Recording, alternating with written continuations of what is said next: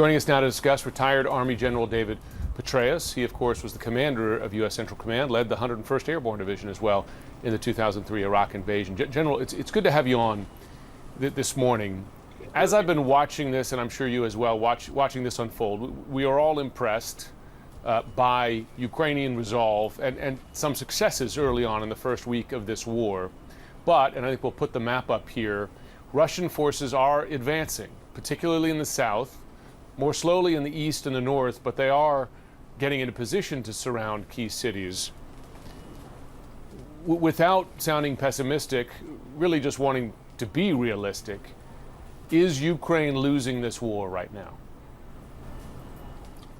Well, they're losing some ground, Jim, but I don't think they're losing the war. In fact, I don't think that this is a war ultimately that Russia and Vladimir Putin can win. They can take a city perhaps, but they cannot hold it. Again, urban combat, as I mentioned last time I was with you, is incredibly soldier intensive. They just don't have the numbers. Beyond that, everyone in the entire country hates them, and most of the adults are willing to take action against them, whether it's to take up weapons or to be human shields, as we've seen in that one inspirational scene.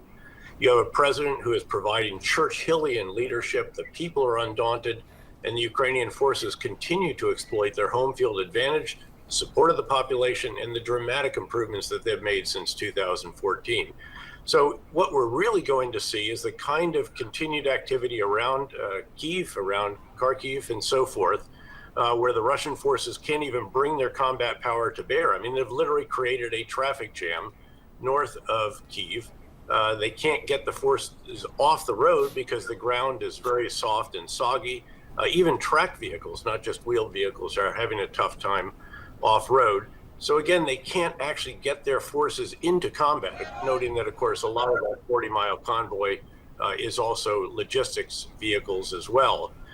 So they're in a real bind, and tragically, I think their frustration and just the willingness to use whatever it takes will lead them to do more of what we have seen in the last 48 hours, which is to launch missiles, rockets, artillery, cluster bombs, even these horrific thermobaric weapons that suck the oxygen out of an area and out of lungs indiscriminately, frankly. Increasingly, government facilities, infrastructure, try to turn off the lights.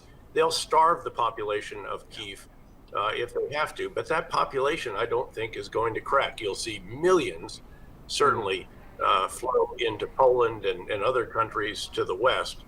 But I think those that stay are going to remain unbroken and undaunted. And so they can, again, temporarily ease an area, particularly a small city or a village, but they can't hold it because urban combat in particular takes an awful lot of soldiers. So they're in a difficult position, I think. And we have seen in the past, as you know, Jim, they do not hesitate when they're confronted with this kind of situation to destroy a city like Aleppo in Syria or in Chechnya. And I fear they may do the same thing here. The difference here, frankly, is that the world is watching in a way that was not the case, again, in Syria or Grozny, where they could control and keep out the kind of coverage that you and your, frankly, quite heroic comrades are providing. They can't control that message because so much of it, as you point out, General, is getting out. And yet they are doing exactly what you said. I mean, we see these attacks on civilian areas. We just heard from this incredibly brave woman who Jim interviewed. She is volunteering with the medical services. She talked about the attacks on her hometown. She talked about what she's seeing, direct attacks on civilians. So yes, the media has changed. Russia can't control the narrative in the same way, but that in no way seems to be a deterrent. Well, at some point, what you have to start watching is what's happening in the cities of Russia, actually. When do the people actually really rise up? Noting, of course, that demonstrators know that they will be treated very harshly physically and perhaps detained and given a criminal record. But again, at a certain point, you're going to see some of that. You may also see Russian soldiers just start to refuse to continue to attack what really are their ethnic and often Russian-speaking brothers and sisters. There's a history of this, obviously. You know, Russia is either expanding or collapsing is their history.